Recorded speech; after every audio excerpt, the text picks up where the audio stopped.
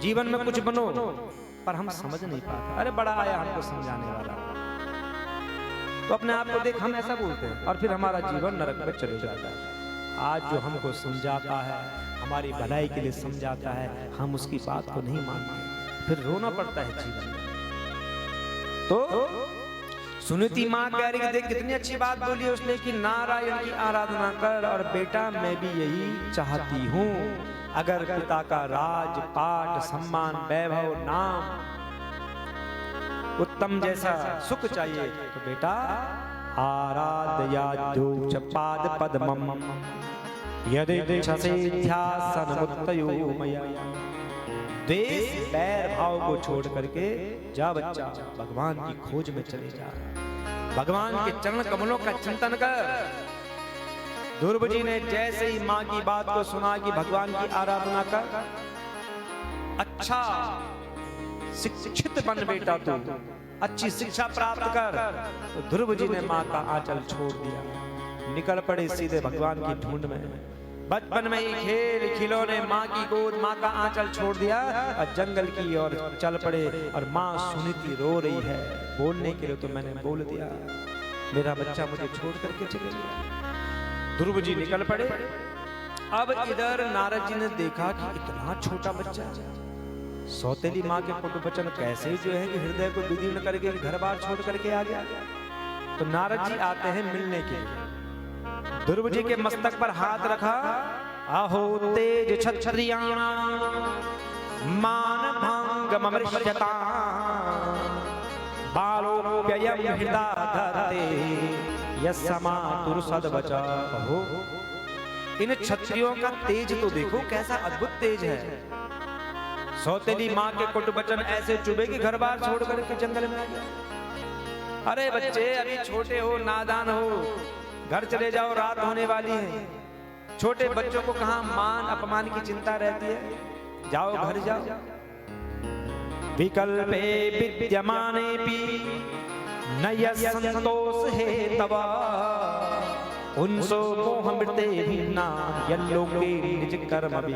अरे बेटा इसमें तेरी गलती नहीं है। असल में मनुष्य के असंतोष का कारण मोह के सिवा और कुछ भी नहीं है।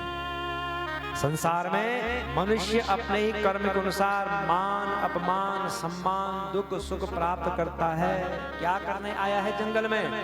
कहा भगवान को देखने आया है, भगवान को प्राप्त करने आया हूं मैं। मां ने कहा है। नारद जी ने कहा अच्छा हे बेटा अभी भी समय है। बुद्धिमान पुरुष को चाहिए कि देववश उसे जैसी भी परिस्थिति का सामना करना पड़े उसी में संतुष्ट रहना चाहिए। भगवान को प्राप्त करना बच्चा इतना सरल काम नहीं है। बड़े बड़े धीर वीर ज्ञानी महात्मा सिद्ध वहां तक नहीं पहुंच पाए, उनका शरीर छूट गया। तो छोटा बच्चा है, कैसे प्राप्त करेगा? जा अपने घर चले जा। ध्रुव जी कहते हैं सोयम समो भगवता सुख दुख हता मना दर्शिता कृपया पुंसा दुर्दशो स्वदेश। अरे महात्मा जी ये जो आपके प्रवचन है ना, ये मुझे मत सुनाइए आप। सुख दुख से जिनका चित्त चंचल हो जाता है उन लोगों को सुनाइए ये प्रवचन। यहाँ तो सौतेली माँ के कटु वचन भरे हुए हैं, यहाँ आपका प्रवचन नहीं टिक रहा है।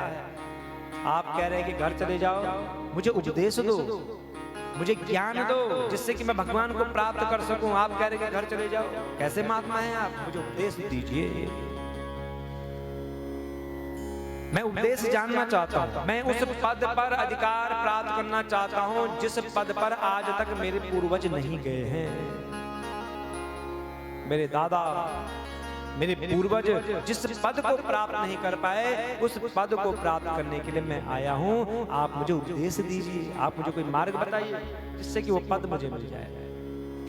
ध्रुव जी की बात को सुनकर के नारद जी बड़े प्रसन्न हुए और उपदेश करने लगे। बेटा तेरी माँ सुनीति ने जो मार्ग तुझे बताया है वही सरल मार्ग है, वही कल्याण का मार्ग है। भगवान वासुदेव का ही चिंतन कर, जो माँ ने बताया उसी का चिंतन कर बेटा, उनका ध्यान करो। ध्रुव जी ने कहा कैसा ध्यान करना है, मुझे तो पता ही नहीं कि भगवान कैसे दिखते हैं। तो नारद जी बता रहे हैं, श्रीवत्सांगम घनश्यामम पुरुषं वनमालिना शंख चक्र गदा पद्मे रवि व्यक्त चतुर्भुजा। बच्चा, भगवान कैसे दिखते हैं मैं तुझे बता रहा हूँ। भगवान के वक्ष स्तर पर श्री वक्ष का सुंदर सा चिन्ह है। उनका शरीर सजल जलधर श्याम वर्ण का है। 4 हाथों में शंख चक्र गदा पद्म सुशोभित है। और बेटा एक मंत्र भी दे रहा हूं तुझे। जपस्य परमो गुह्यं सूर्यताम में निपात्मजा यम सप्तरात्रम परपठन पुमान पश्यति खेचरा। बेटा ये मंत्र ऐसा है जो 7 दिन तक दिन रात निरंतर इस मंत्र का जप करता है, वो अंतरिक्ष में घूमने वाले सिद्ध जनों का दर्शन कर लेता है। ये भागवत जी का मूल मंत्र है। ये मंत्र ऐसे नहीं दिया जाता माइक पर, ये मंत्र ऐसे नहीं बोला जाता। ये भागवत जी का विशेष मंत्र है। मंत्र दे दिया और ध्रुव जी ने भी नारद जी की परिक्रमा करी, नारद जी को प्रणाम किया। नारद जी सीधे वहां से राजा के पास। राजा ने क्यों रो रहे हो? राजा ने कहा जिसका बच्चा घर छोड़ के चले गया वो पिता रोएगा नहीं तो क्या करेगा। कहा चिंता मत करो, उसके रक्षक आप नहीं भगवान हैं। उस पद को प्राप्त करके आएगा जिस पद को आज तक आपके वंश में किसी ने भी प्राप्त नहीं किया है। इस प्रकार कहा। नारद जी चले जाते हैं और यहाँ ध्रुव जी ने मधुबन में पहुंच करके यमुना जी में स्नान किया और उस रात उपवास करते हैं। भगवान नारायण की भक्ति करी। त्रिरात्रांते कपिता बदरासना आत्मवृत्त्युनुसारेण मासम निर्चयन हरि। ध्रुव जी क्या कर रहे हैं? छोटे से 5 वर्ष के, उन्होंने 3 रात्रि में शरीर निर्वहन के लिए बेर और कैथ के फल खाए और भजन को बढ़ाया। 1 महीना बीत गया। दूसरे महीने 6 दिनों में क्या कर रहे हैं? केवल अब सूखे घास के पत्ते खा रहे हैं और भजन बढ़ा रहे हैं। ये महीना भी निकला। 3रा महीना लगा, अब घास भी नहीं खा रहे हैं, केवल जल पी रहे हैं। ये महीना भी निकल गया। अब 4थे महीने में ध्रुव जी ने जल भी छोड़ दिया, अब केवल वायु पी रहे हैं, ऑक्सीजन ले रहे हैं केवल। और 5वां महीना अब ध्रुव जी ने श्वास को जीत लिया, अब वायु भी नहीं पी रहे हैं, श्वास को जीत लिया। भगवान का चिंतन कर रहे, एक पैर पर खड़े होकर के। कितने छोटे होते हैं 5 वर्ष के बच्चे, उनसे छोटा उनका पांव और उस पांव से छोटा उनका अंगूठा। उस अंगूठे से दब करके पृथ्वी डगमगाने लगती है। उस समय उन्होंने मन को सभी ओर से खींच लिया और श्री हरि का चिंतन करने लग गए। उनके अंगूठे से धरती डगमगाने लगती है। सारे देवता घबरा करके भगवान नारायण के पास आए। प्रभु बचाओ, सृष्टि में जितने भी जीव जंतु हैं, जितने भी देवता हैं, सबका श्वास रुक गया है, बहुत कष्ट हो रहा है प्रभु श्वास लेने में, क्या होगा? भगवान कहते हैं मां भेष्ट बालम तपसो दुरत्यया निवीतैषे पतिया स्वधामा यतो हि वह प्राण निरोध आसे उत्तान पादेर मई संगता। ये देवताओं मत घबराओ। उत्तानपाद के पुत्र ध्रुव ने अपने चित्त को मुझ विश्व आत्मा में लीन कर दिया है। इसी कारण सबका प्राण निरोध हो गया है, सबका प्राण रुक गया है। चिंता न करो, मैं अब अपने भक्त को दर्शन देने के लिए जाऊंगा। आप सभी निर्भय होकर के चले जाओ। सारे देवता चले जाते हैं। अब भगवान इस प्रकार आश्वासन देते हैं। देवता वहां से चले गए और विराट स्वरूप भगवान नारायण गरुड़ पर आरूढ़ होकर के अपने भक्त ध्रुव को मिलने के लिए निकल पड़े मधुबन में। उस समय ध्रुव जी उस मूर्ति का हृदय में ध्यान कर रहे थे, आंख बंद करके बड़े आनंद से।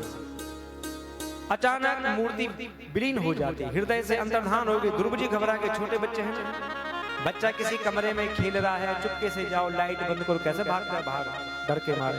अच्छा, ध्रुव जी भी डर गए कि मूर्ति कहाँ चली गई होगी। जैसे ही आंख खोलकर देखा तो ध्रुव जी के सामने सशंख चक्र सकिरीट कुंडल सपीत वस्त्रं सरसेरुभेक्षण सहार वक्षस्थल कौस्तुभश्रियं नमामि विष्णुं शिरसा चतुर्भुजं। ध्रुव जी ने सामने उसी मूर्ति को देखा। श्याम वर्ण घुंघराले बाल, पीतांबर है, चार हाथों में शंख चक्र गदा पद्म है। आंख बंद करी तो हृदय में वही मूर्ति, आंख खोली तो सामने पर वही मूर्ति है। ध्रुव जी ने देखा तो कौतूहल हो गया। एक टक लगाकर